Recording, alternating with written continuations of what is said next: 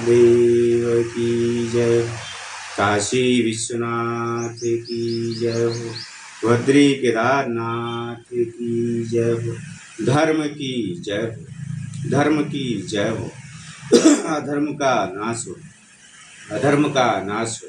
प्राणियों में सद्भावना, प्राणियों में सद्भावना। विश्व का कल्याण हो। विश्व का कल्याण। गौ माता की जय हो। गौ माता की जय हो। अपने अपने माता पिता की जय हो। ओम नमः पार्वती पते हर हर महादेव शंभु।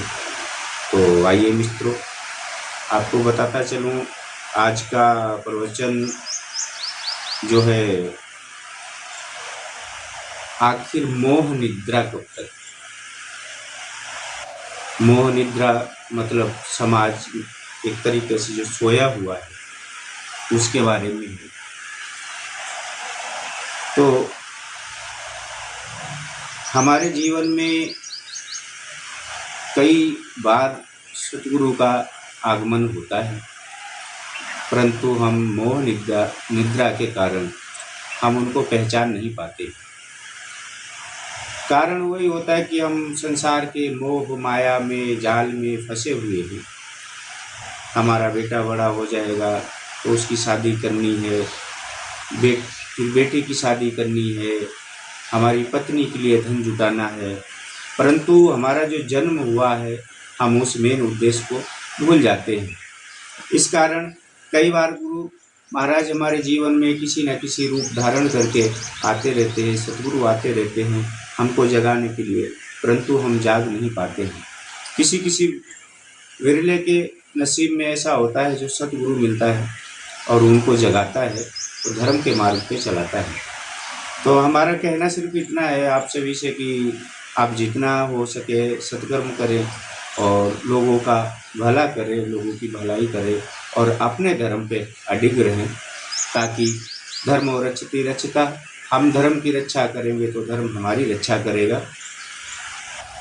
ताकि और कहते ना, उठ जाग मुसाफिर भोर भई अब रैन कहाँ, जो सोवत है जो सोवत है सो खोवत है, जो जागत है सो पावत है। तो इसी प्रकार से कि भाई जो सोएगा वो तो खोएगा ही, उसको कुछ मिलने वाला नहीं। इसीलिए अब सुबह हो गई है, पूरा जीवन बीत गया है। कई हमारे भाई बंधु ऐसे होते हैं पूरा जीवन निकल जाता है, कभी उन्होंने कोई किसी गरीब को एक टुकड़ा नहीं दिया, किसी को एक रोटी नहीं दी, कुछ किसी प्रकार से किसी का कोई मदद नहीं किया।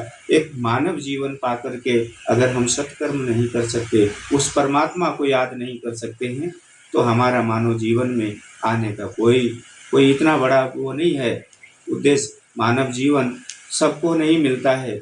84 कोटि देवी देवता भी मानव जीवन के लिए तरसते हैं। एक मानव जीवन ही ऐसा है जो हम हर कर्म इसमें कर सकते हैं, अच्छा हो बुरा हो भला हो। इसीलिए कहते हैं कि जैसा करे जैसा खाए अन्न वैसा बने मन, जैसा पिए पानी वैसी बने वाणी, और जैसा करे संगत वैसी आवे रंगत। तो आप से मैं ये कहना चाहता हूँ कि आप अच्छी संगत करिए, अच्छे लोगों के साथ बैठिए, ना कि बुरे लोगों के साथ बैठेंगे तो आपकी संगति अवश्य बुरी होगी। खरबूजा को देख के रंग बदलता है।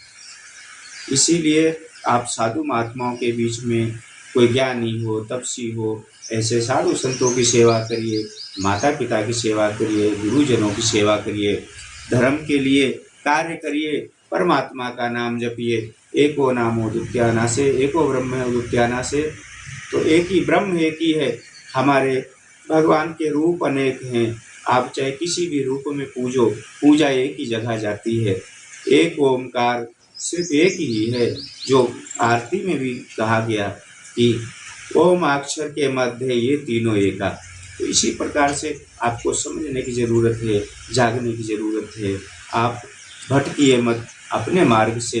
भगवान ने जिस लिए आपको भेजा है, जिस कार्य के लिए भेजा, वो कार्य करिए। संसार में रह करके हम अनेक प्रकार से कार्य करते हैं, परंतु परमात्मा का नाम भूल जाते हैं।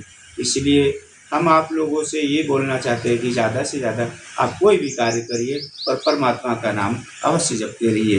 परमात्मा का नाम तो मन से लेना है, कोई मुख से नहीं लेना है, आपको मन मन में जपन करना है। और ये गारंटी है, यदि आप शिव जी का एक प्रसिद्ध मंत्र है, ओम त्र्यंबकम यजामहे सुगंधिम पुष्टिवर्धनम उर्वारुकमिहि वंदनामृतोर्मुक्षेमामृतः। अगर इस मंत्र का आप सुबह उठ करके 108 बार जाप करते हैं तो कोई बड़ी सी बड़ी विपदा आप पे कोई आंच नहीं आने देगी। ये मेरा स्वयं का अनुभव है। और आप कुछ करने की जरूरत नहीं, आप काम करते हैं तो काम कर, झाड़ू मारते तो झाड़ू मारते मारते आप अपने मन में जपन कर सकते हैं। कोई ये जरूरी नहीं आप मंदिर में जा करके। हाँ, ये है मठ मंदिर में जाना इसलिए अनिवार्य होता है ताकि हम अपने कर्तव्य पे चल सके। हमारा ये एक गुरुकुल होता है, जैसे गुरुकुल में दीक्षा मिलती है, ऐसे हम किसी साधु महात्मा के पास बैठते हैं तो हमको धर्म पे चलने की प्रेरणा और सत्कर्म करने की प्रेरणा मिलती है। तो इसी के साथ हम अपनी वाणी को विराम देते हैं। ओम नमो नारायण। जय गुरु महाराज।